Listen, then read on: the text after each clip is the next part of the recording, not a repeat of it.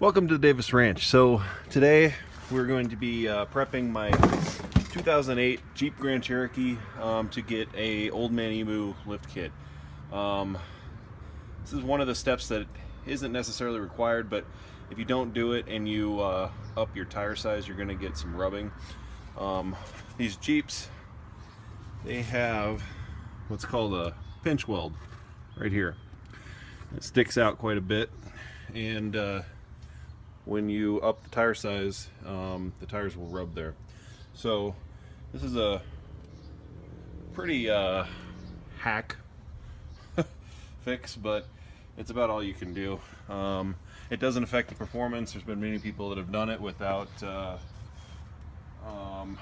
having any long-term effects. So basically, you need to get the tire off and always safely jack up your vehicle. I have 3 points of safety. I have a jack here, my floor jack, and then I also put the tire underneath the frame rail. So it's better safe than sorry. I actually had a coworker get crushed by his Jeep when he was working on it last year. So always be safe. So the first step to this is to, like I said, take off the tire, take out the fender well, which to do that on these Jeeps, you're going to need a drill because they use rivets. So with that said, you'll need something to put the fender well back up there. If you need a tool, a rivet gun, they're cheap. Harbor Freight has them for $5-10. And if you want to go with the original plastic style rivets, they have a tool for $17 that includes some rivets. So all right, let's get going on this. So first, once you have it opened up,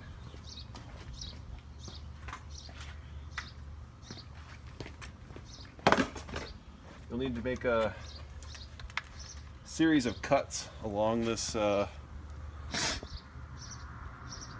section of the pinch weld, and essentially what we're doing is we're just going to roll it back. You'll see along the way there's some tack welds, or some spot welds. Try to avoid cutting those. If you cut those, you'll lose the little bit of strength in that section. So let's start at the bottom. I'm going to make one cut going up.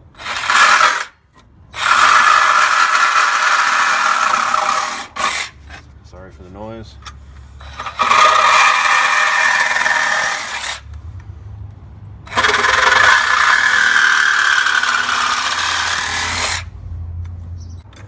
Once you get up higher, if you don't want to remove this box, just be careful not to let the blade go too far in, otherwise you'll cut it.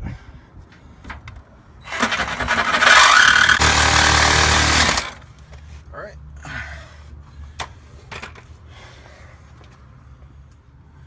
So with that part done, now you just simply fold it over.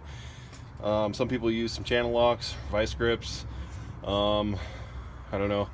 I found that just using a hammer, and I'm holding it back this way. It's a little bit recessed here, so it'd give it a nice area for it to fold back on. Some people went back the other way, as the boy helps me film. Don't watch Daddy hit this, okay? Okay, now we're gonna fold this back.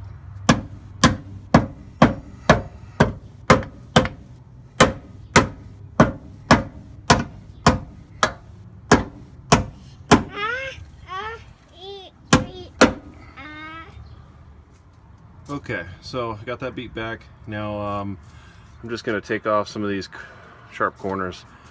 I'm just going to take my Sawzall and just kind of round them off. That way there's nothing sharp back there. Okay, got those rounded off. The next step is to just wipe the area clean a little bit. We're going to be using this rubberized undercoat to seal it back up. Stuff goes on pretty thick, so seals out any rust or corrosion. You don't have to worry about that.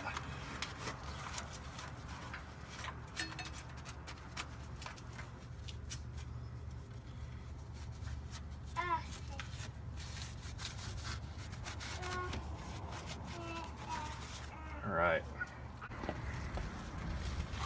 So once that's clean, let it dry for a few seconds.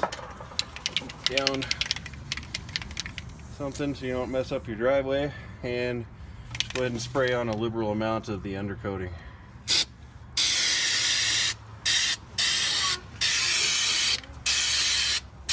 It does splatter a little bit, so you might not want to wear anything you like while you're doing it.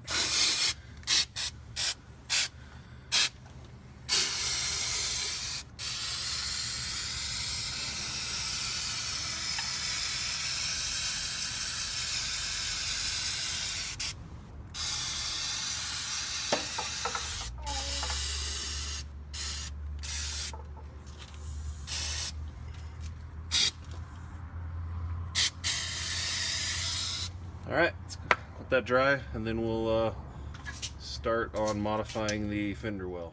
So the next step is to remove this bulge from your fender well. So there's a couple methods I've seen. Some people just take a heat gun and melt it back. Other people will take like a saw, or cut-off blade, or cut-off wheel, whatever, and cut along here and back, and then they'll get like a fiberglass filler or something to fill it in. You can do whatever you feel comfortable doing. I don't know how much it's necessary being there. As long as you seal good underneath, it shouldn't cause any problems. But you can use your own discretion on how you want to remove that bulge.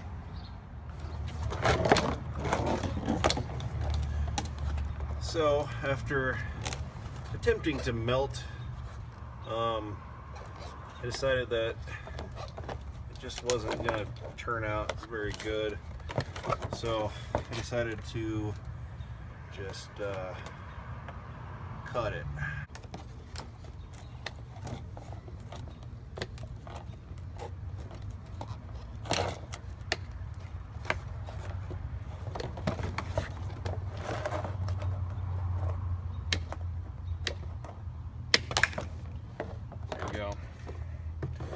So now we can put this back up.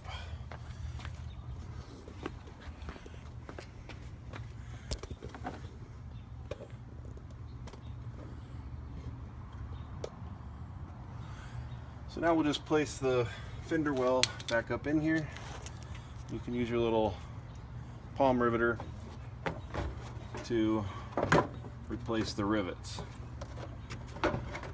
I got this one for $17 at Harbor Freight, and it works pretty good.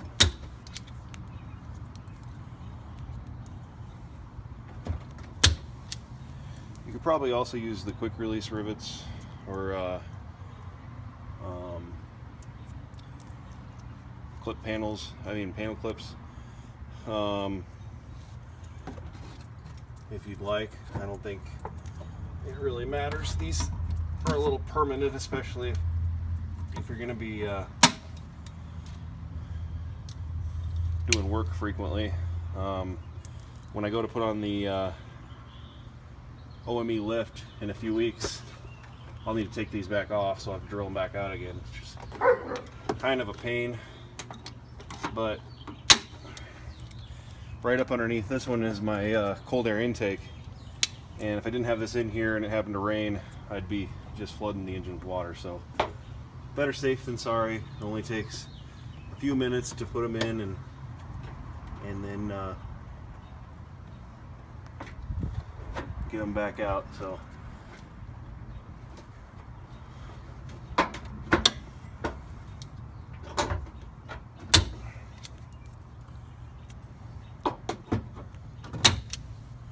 and that's it.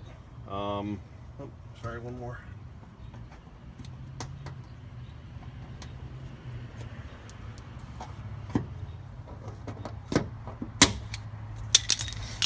So, fender liner back in. You now have the pinch weld mod done, and you should have at least an extra inch of clearance for those bigger tires.